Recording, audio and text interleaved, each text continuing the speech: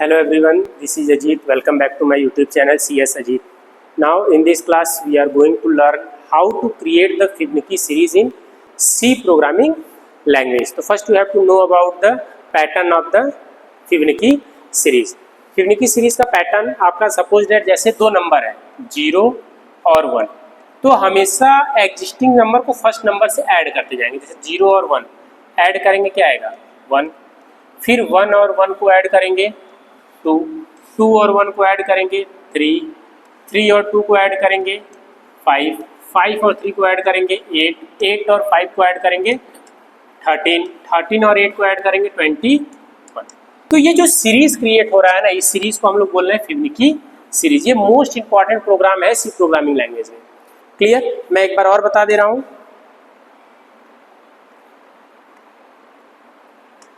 Suppose that आपके पास दो initial number है 0 और 1. जब इन दोनों को ऐड करेंगे तो थर्ड न्यू नंबर आएगा 1. फिर एग्जिस्टिंग नंबर को और फर्स्ट नंबर को ऐड करेंगे तो 2, फिर 2 और 1 को ऐड करेंगे 3, 3 और 2 को ऐड करेंगे 5, 5 और 3 को ऐड करेंगे 8, 8 और 5 को ऐड करेंगे 13, 13 और 8 को ऐड करेंगे 21. तो ये जो सीरीज क्रिएट हो रहा है ना 0, 1, 1, 2, 3, 5, 8, 13 और 21. तो इस सीरीज को हम लोग बोल रहे हैं फिबोनाची सीरीज. इस सीरीज को हम लोग क्या बोल रहे हैं? Fibonacci series. Fibonacci series. ठीक है. तो इसे हम सी प्रोग्रामिंग लैंग्वेज में इसके कोडिंग्स को कैसे लिखेंगे आइए देखते हैं स्टेप बाय स्टेप. ठीक.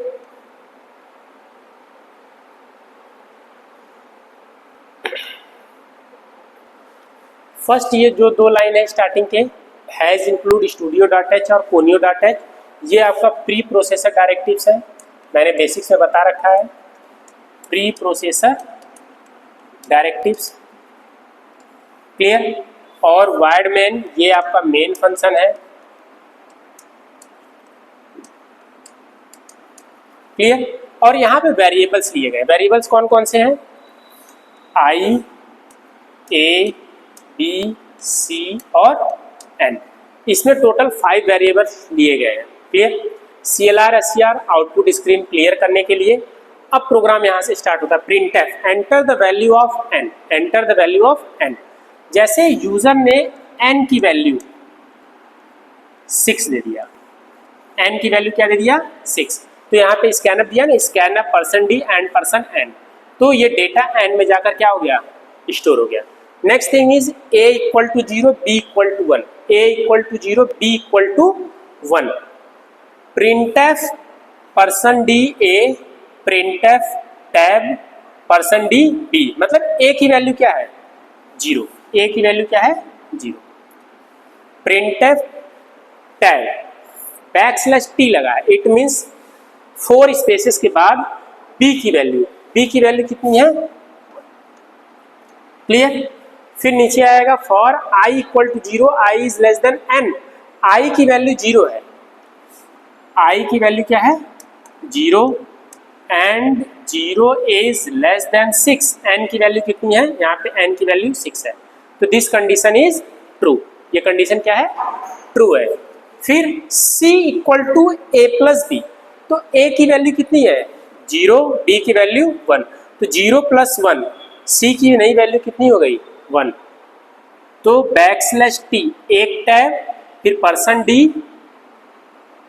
c की वैल्यू, तो c की वैल्यू यहाँ पे क्या आ गई 0 प्लस 1, फिर एक टैब आगे \t लगा हुआ है तो एक टैब आगे. फिर आगे आएंगे मेन, देखिए इसी का रोल है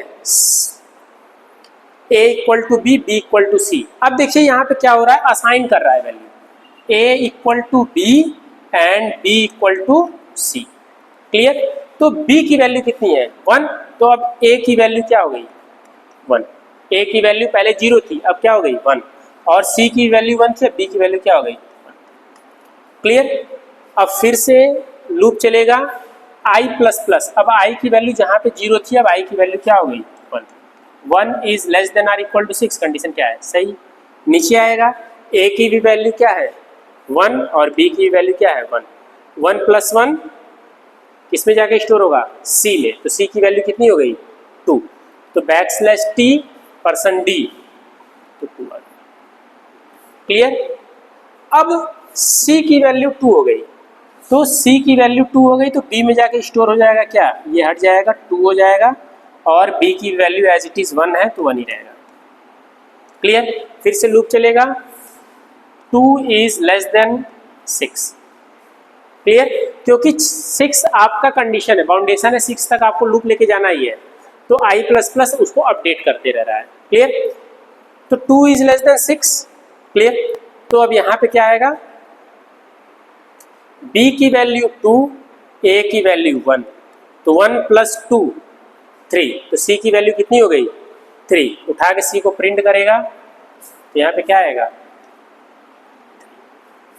क्लियर, 3 आ गया।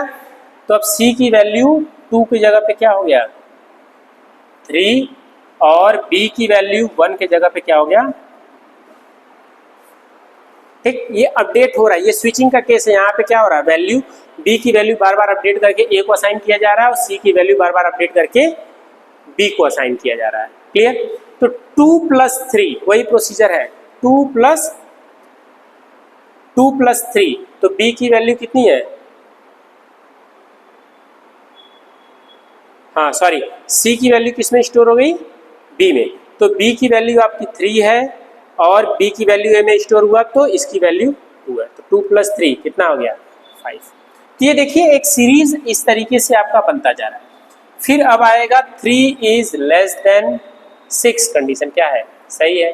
फिर से लूप चलेगा, 3 और 5 क्या आएगा, 8 आएगा। फिर 5 और 8 कितना आएगा, 13 आएगा।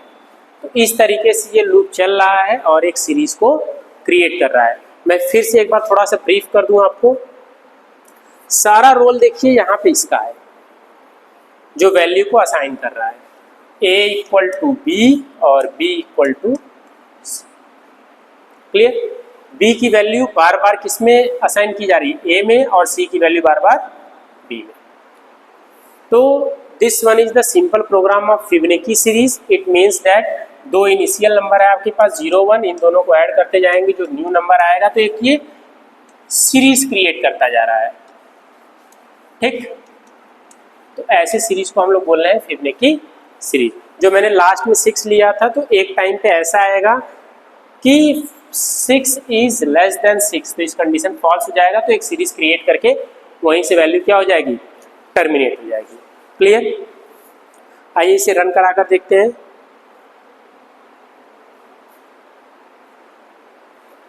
रन कराने के लिए सिंपल आप किसमें जाएंगे, कंपाइल में। तो कंपाइल का शॉर्टकट की है Alt + F9, Alt + F9। देखिए इसमें कोई भी एरर्स नहीं है। अब इसे क्या कराना है, हमें रन कराना है। तो रन कराने के लिए शॉर्टकट की है आपका Ctrl + F9, Ctrl + F9। देखिए enter the value of n, जैसे मैंने यहाँ पे दे दिया 6, क्या दे दिया 6, और एंटर। क्लियर। तो देखिए पैटर्न क्रिएट हुआ है कि नहीं, यहाँ पे क्या हुआ है, 0 1 1 2 3 5 8 और 13, इस तरीके से पैटर्न क्रिएट हुआ, 0 1 1 2 3 5 8 और 13। तो ये जो सीरीज क्रिएट हो रहा है ना, इस सीरीज को ही हम लोग क्या बोल रहे हैं, फिबोनाची सीरीज। क्या बोल रहे हैं, फिबोनाची सीरीज। इस सीरीज को हम लोग क्या बोल रहे हैं, फिबोनाची सीरीज। तो this one is the simple program in C programming language, how to create the Fibonacci series. Clear. अगर इसके बाद भी if you have any doubt, query, you can directly put your comment in the comment section. Thanks for watching.